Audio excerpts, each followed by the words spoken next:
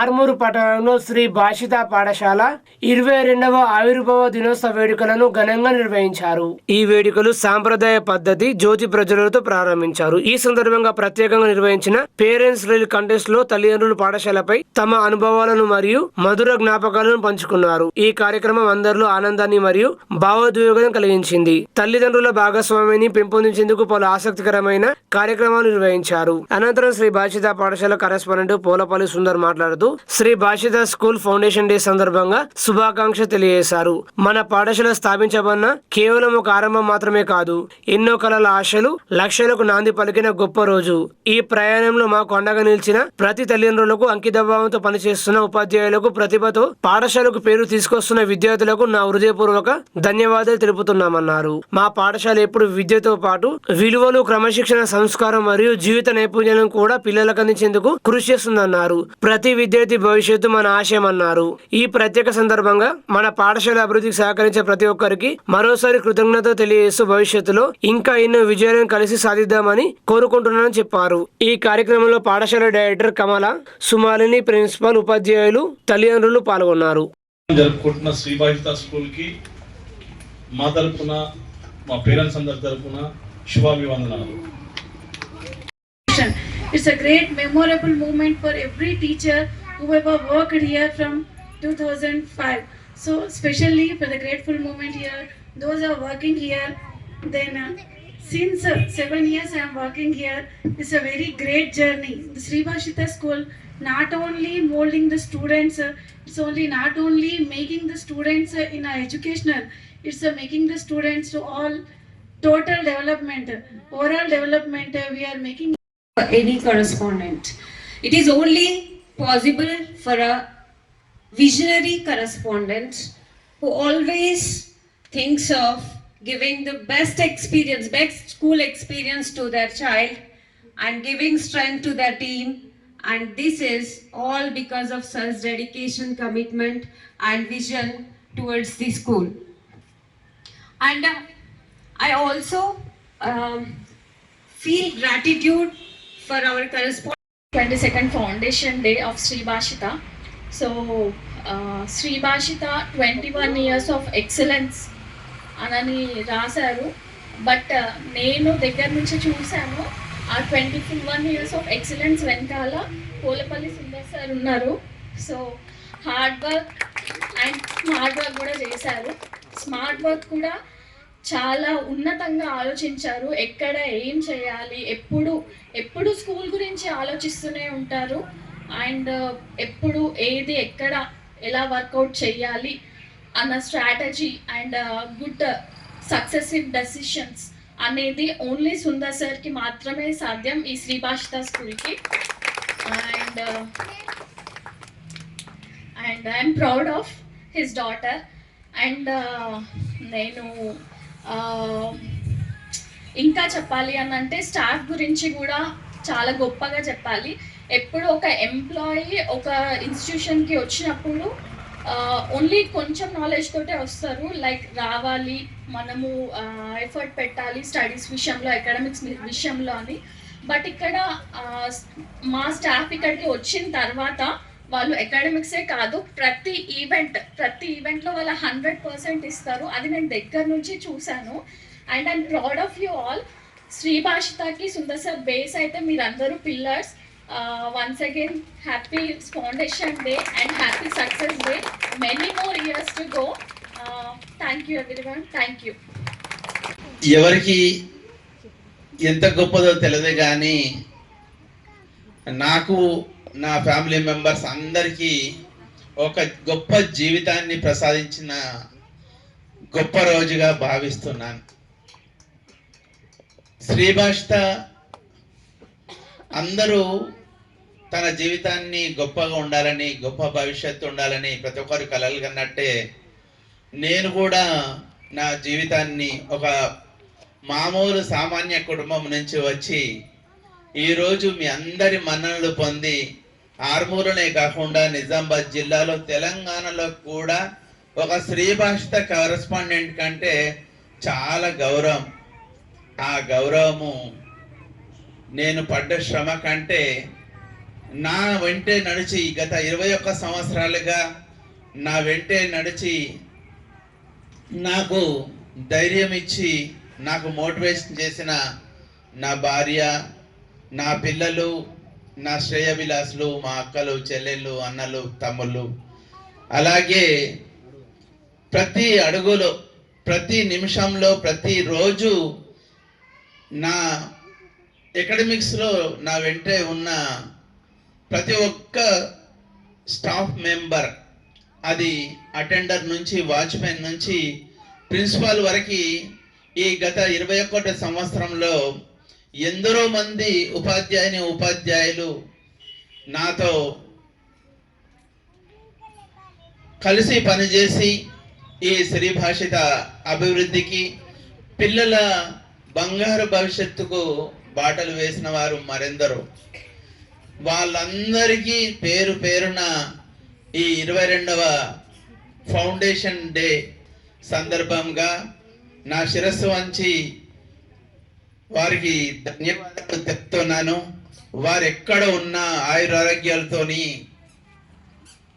గొప్పగా ఉండాలని, వాళ్ళ సేవలు ఇంకా ఇటువంటి విద్యార్థులకు అందజేయాలని భగవంతుని మనస్ఫూర్తిగా వేడుకుంటున్నాను. అలాగే ఈరోజు మేము చెప్పగానే ఈ ఫౌండేషన్ డే సెలబ్రేషన్లో ఏదో కొద్దిగా కలర్ఫుల్ చేద్దాం, మనకి ఇంత మంచి అవకాశం ఇచ్చినాడు భగవంతుడు అని చెప్పేసి మన కుటుంబ సభ్యులతో, శ్రీ భాషిత కుటుంబ సభ్యులు అంటే టీచర్స్ కానీ, పేరెంట్స్ కానీ, పిల్లలు కానీ, వాళ్ళతో స్కూల్ లేదు కాబట్టి చిన్నగా చేసుకుందాం, కానీ ఒక అద్భుతంగా అందరిలో కలిసినట్టు ఉంటుంది అని అనుకొని దానికి కొద్దిగా ఒక యాక్టివిటీ మాదిరి పెడితే ఇంకా సంతోషపడతారు. వాళ్ళను కూడా మన శ్రీ భాషిత ముందే చెప్తున్నాను కదా, ప్రతి దాంట్లో పిల్లలకు చదువునివ్వడం కాదు కానీ తల్లిదండ్రులకు కూడా చాలా ఇన్వాల్వ్ చేసిన స్కూల్. ఇది కూడా ఇన్వాల్వ్ చేద్దామని ఒక చిన్న ప్రయత్నంలో మీరందరూ సహకరించి మీ వీడియోస్, మీ అభిప్రాయాలు తెలిపినందుకు మరోసారి పేరు పేరున మీ అందరికీ నా హృదయపూర్వక ధన్యవాదాలు. ఆర్మూరు పట్టణంలోని రామ్ నగర్ పద్మశాలి 5వ తరగతి సంఘంలో మన ఊరు మన భద్రత మన బాధ్యత కార్యక్రమంలో భాగంగా సిఐ సత్యనారాయణ గౌడ్ పలు అంశాలపై అవగాహన కల్పించారు. ఈ సమావేశంలో సైబర్ నేరగాలు, మత్తు పదార్థాల నివారణ, సీసీ కెమెరాల ఉపయోగం, షీటింగ్ వంటి అంశాలపై అవగాహన కల్పించారు. ప్రతి ఒక్కరు ఇంటి ఆవరణలో సీసీ కెమెరా ఏర్పాటు చేసుకోవాలని, సైబర్ నేరగాల పట్ల అప్రమత్తంగా ఉండాలని, ఇలాంటి ఇబ్బందులున్న 1830కు కాల్ చేయాలన్నారు. పోలీస్ శాఖ ఎల్లప్పుడూ ప్రజలకు రక్షణగా ఉంటుందని, పట్వారీ తులసి సేవలు ఆదర్శమని సిఐ అన్నారు. ఈ కార్యక్రమంలో పట్టణ సామాజిక సేవకులు, జాతీయ గ్రహీత తులసి పట్వారీ సంఘం అధ్యక్షులు Adepu Prabhakar, Chowkilingam Ganesh, she team incharge Vignesh, committee సభ్యులు తదితరులు పాల్గొన్నారు. ఎన్నో ఇబ్బందులు కూడా మీరు ఎదుర్కొల్సిన పరిస్థితులు ఏర్పడుతున్నాయి. అది ఏ విధంగా మీకు ప్రాబ్లం అవుతుంది, మీరు ఆడవాళ్ళు తీసుకున్న జాగ్రత్తలు ఏంటంటే మన విఘ్నేష్ షీటింగ్ గురించి మీకు చెప్తారు. తర్వాత మీకున్నటువంటి ప్రాబ్లమ్స్ మన పెద్దలు ఏది సైబర్ క్రైమ్ గురించి అయితేనేమి, లేదా ఇప్పుడున్నటువంటి పరిస్థితుల్లో మన యువకులు ఎక్కువగా మాదక ద్రవ్యాలకు అలవాటు పడి మనకి ఇబ్బందులు కొని తెస్తున్నటువంటి మన కుటుంబంలో ఉన్నటువంటి మన పిల్లల గురించి వారు చాలా వివరంగా వివరిస్తారు. అదేవిధంగా వారి ఇక్కడికి రావడం చాలా అదృష్టం. విషయం ఏంటంటే అన్ని విషయాలు మనకు అర్థం కావు, ఎన్నో మీటింగ్స్ పెడతా ఉంటాం, కానీ అన్ని విషయాలు చెప్పేటటువంటి పరిస్థితి రాదు. కానీ ఇప్పుడు సార్ అన్నారు, వెల్కమ్ సార్. ఉన్నటువంటి మా వారికి మీ యొక్క అమూల్యమైనటువంటి దశాశీర్వాదాలు దగ్గర పోలీస్ డిపార్ట్మెంట్ నెంబర్ ఏదో ఆ రకంగా ఈ నెంబర్, ఆ నంబర్ని ఖచ్చితంగా మనం నోటరీ చేసుకుంటే అందులో కూడా ఆటోమేటిక్గా అసిస్టెంట్ మనం కట్టేయాలా, కట్టేసుకొని చూసుకోవాలి. అబ్బాయి జరుగుతుందంటే మిగతాదంతా వాళ్ళు చూసుకుంటారు. ఇది ఒకటే చూసుకుంటా. దానికంటే ముందు మన పిల్లల్ని సక్రమంగా చూసుకోవడము, మీరు కూడా ఇప్పుడు ఎన్నో చైల్డ్ స్నాచింగ్గా జరుగుతుంది కదండి. అవి ఆటిలోకి ఎక్కప్పుడు నడిచినప్పుడు కష్టాలు అవన్నీ జరుగుతాయి. కాబట్టి మనం కూడా కొంత జాగ్రత్తలు ఉంటేనే కరెక్ట్ ఉంటుంది. మన బంగారం కూడా 2 లక్షలకు నేర్పుతుంది. మరి అటువంటి దాన్ని మనం ఆ బంగారమే కాకుండా ఏదో మనం పోయేటప్పుడు ఇంకా దానికి తగ్గట్టు ఒక బంగారం చేసుకుంటే కూడా మనం టైం నేర్చుకుంటాం. అవన్నీ మనం చూసుకొని మనం చేసుకుంటే మన సేఫ్టీగా మనం ఉంటాం, మన జాగ్రత్తగా మనం నేను మనస్ఫూర్తిగా కోరుకుంటూ పెద్దలు వచ్చారు కాబట్టి సార్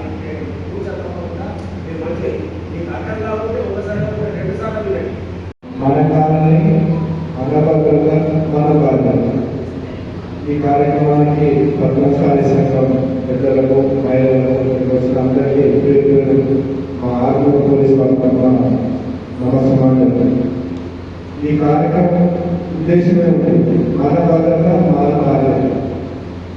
మనం భద్రంగా ఉండవచ్చే సమాజంలో జరిగే నేరాల పట్ల అవగాహన కలిగి ఉండాలి. అవి మన జకరాంపల్లి మండలం తొల్లికొండ గ్రామంలో ఉపాధి హామీ కూలీల వద్ద ఏఐకేఎంఎస్ డివిజన్ మహాసభల ప్రచారాన్ని నిర్వహించారు. గ్రామీణ ఉపాధి హామీ కూలీలకు రోజు కనీస వేతనం 600 రూపాయలు ఇవ్వాలని, సంవత్సరానికి 200 రోజులు పని కల్పించాలని ఐఎఫ్టియు జిల్లా ప్రధాన కార్యదర్శి దాసు కేంద్ర ప్రభుత్వం డిమాండ్ చేశారు. ఆయన మాట్లాడుతూ అకాల వర్షాలకు తడిసిన ధాన్యాన్ని యుద్ధ ప్రాతిపదికన కొనుగోలు చేయాలని, రుణమాఫీ పూర్తిగా చేయాలని, రైతు భరోసా సకాలంలో వేయాలని ఆయన ప్రభుత్వాన్ని డిమాండ్ చేశారు.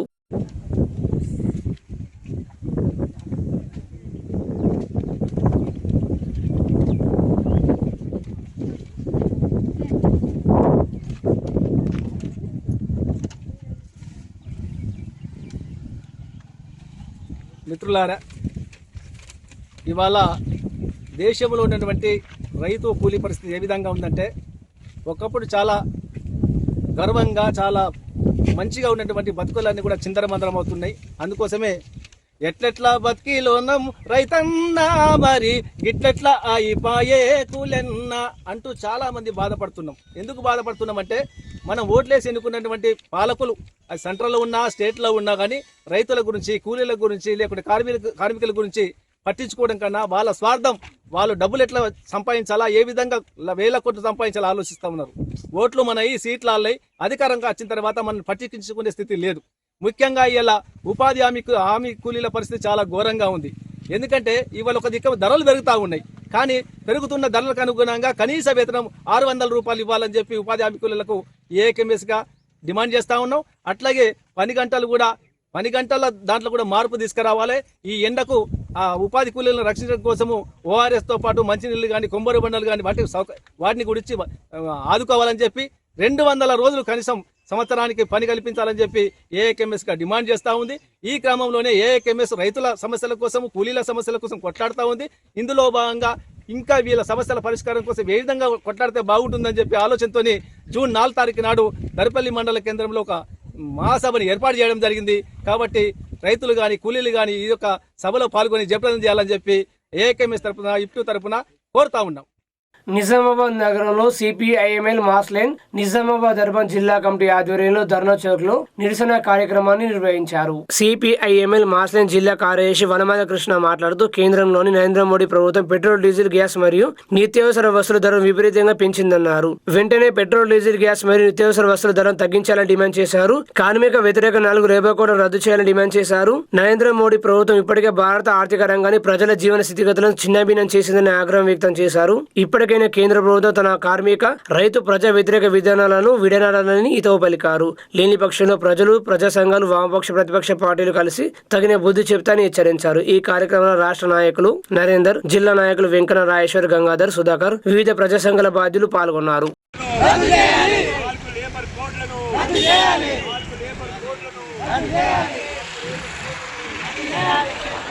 రాష్ట్ర ప్రభుత్వ ప్రజా వ్యతిరేక విధానాలు, రాష్ట్ర కేంద్ర ప్రభుత్వ విధానాలు, రాష్ట్ర ప్రభుత్వ వ్యతిరేక విధానాలు, ఆర్థిక ప్రజా వ్యతిరేక విధానాలు, ఆర్థిక రాష్ట్ర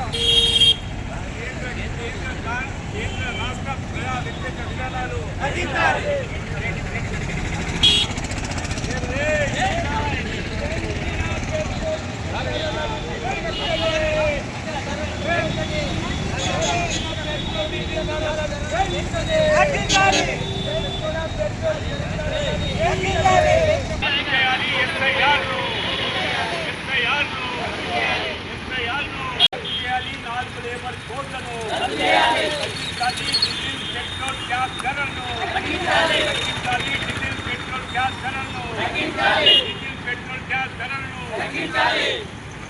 కార్మిక వ్యతిరేక విధానాలు, కేంద్ర ప్రభుత్వ కార్మిక వ్యతిరేక విధానాలు,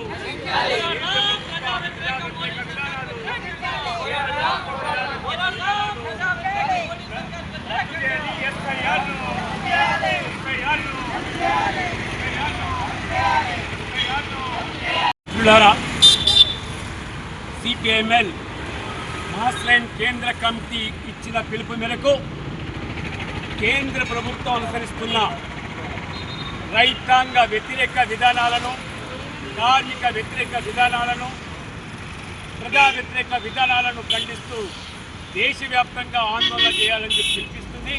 ఆ పిలుపులో భాగంగానే నిజామాబాద్ జిల్లా కేంద్రంలో ఇవాళ కేంద్రంలో ఉన్నటువంటి ప్రభుత్వం రైతాంగ, కార్మిక, ప్రజా వ్యతిరేక విధానాలను అనుసరిస్తుంది. అందులో భాగంగానే ఇవాళ డీజిల్, పెట్రోల్, వంట గ్యాస్ ధరలను విపరీతంగా పెంచింది. అంతేకాదు తనను వ్యతిరేకిస్తున్నటువంటి రాష్ట్రాల్లో ఓటర్ల సవరణ పేరుతో ఎస్ఐఆర్ను తీసుకొచ్చి తనకు వ్యతిరేకంగా ఉన్నటువంటి ఓటర్ల పేర్లను తొలగించేటటువంటి వైఖరిని కలిగి ఉంది.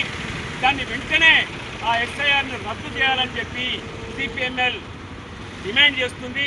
అందులో భాగంగానే వాళ్ళ పెట్రోల్, డీజిల్, వంట గ్యాస్ ధరలు విపరీతంగా పెరిగాయి. ఈ పెట్రోల్, డీజిల్, వంట గ్యాస్ ధరలు పెరగడం వల్ల దీని మీద ఆధారపడినటువంటి రవాణా రంగంలో విపరీతంగా ధరలు పెరిగాయి. ఇది చాలా అన్యాయమైనటువంటిది, వెంటనే తగ్గించాలని, అదే రకంగా కార్మిక వర్గం పోరాడి సాధించుకున్నటువంటి చట్టాలను 44 చట్టాల్లో 29 చట్టాలు రద్దు చేసి 4 కోళ్లుగా తీసుకొచ్చింది. ఇది కార్మిక వ్యతిరేక విధానం తప్ప మరొకటి కాదు. కనుక కేంద్ర ప్రభుత్వం అనుసరిస్తున్నటువంటి రైతాంగ, కార్మిక, ప్రజా వ్యతిరేక విధానాలను ఖండిస్తున్నాం. వెంటనే ప్రజా వ్యతిరేక విధానాలను రద్దు చేయాలని చెప్పి కేంద్ర ప్రభుత్వాన్ని డిమాండ్ చేస్తున్నాం. రైతు డిస్కం ఏర్పాటుపై తెలంగాణ ఈఆర్సీ నిర్వహించిన పబ్లిక్ హియరింగ్ లో తెలంగాణ రక్షణ సేన పార్టీ చీఫ్ కల్వకుంట్ల కవిత పాల్గొన్నారు. ఇవాళ రైతు పేరు మీద ఒక డిస్కం పెట్టి రైతును మోసం చేస్తుంది సార్ ప్రభుత్వం. ఎందుకంటే 6 నెలలుగా, ఇప్పుడు ఇందాక ప్రభుత్వం యొక్క ప్రతినిధి గారు చెప్పినట్టు 6 నెలలుగా ఈ ప్రాసెస్ జరుగుతున్నట్టయితే యావత్తు తెలంగాణలో ఉన్న రైతులకు మంచి చేసే పథకం అయితే ఒక పవర్ మినిస్టర్ గారు, ఒక వ్యవసాయ శాఖ మంత్రి గారు, ముఖ్యమంత్రి గారు రైతులతో చర్చించరాదా సార్? రైతులతో మాట్లాడరాదా సార్? ఇది ఎందుకు మీకు మంచిది, ఎట్లా మంచిదని అపోహలు లేకుండా చేయరాదా? అంటే the very intention is malafide sir.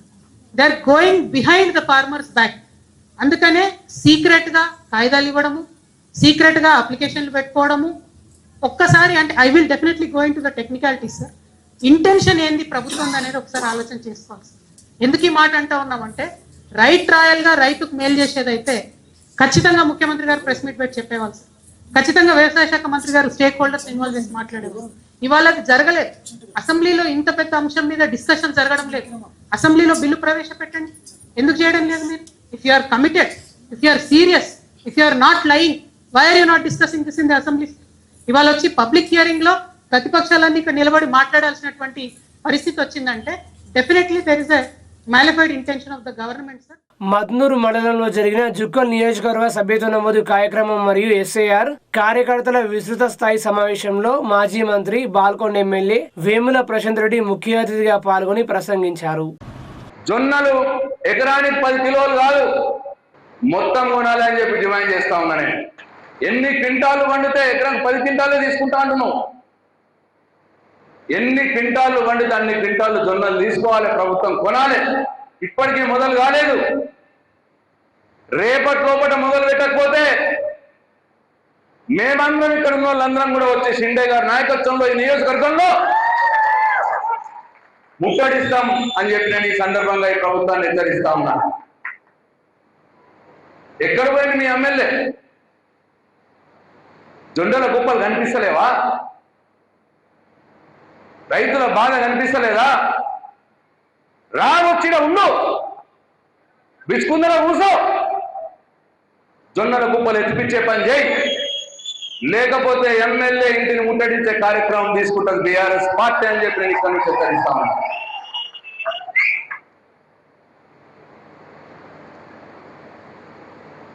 ఇవాళ హైదరాబాద్లో ఏ మంత్రిని కదిలించినా ప్రతి ఒక్కరికి ఒక కుంభకోణం. సివిల్ సప్లైస్ లో సివిల్ సప్లై కుంభకోణం, సింగరేణి కుంభకోణం, బొగ్గు గనుల కుంభకోణం.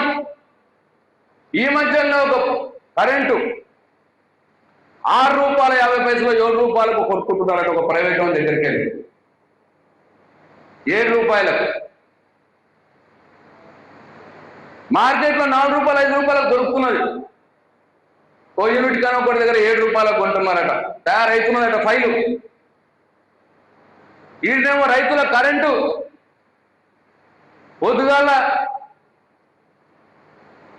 పొద్దుగాల నుంచి సాయంత్రం 5 కొట్టిన దాంట్లోనే ఉంటున్నారు. 11 గంటల కరెంటే ఉన్నారు 3 ఫేజ్.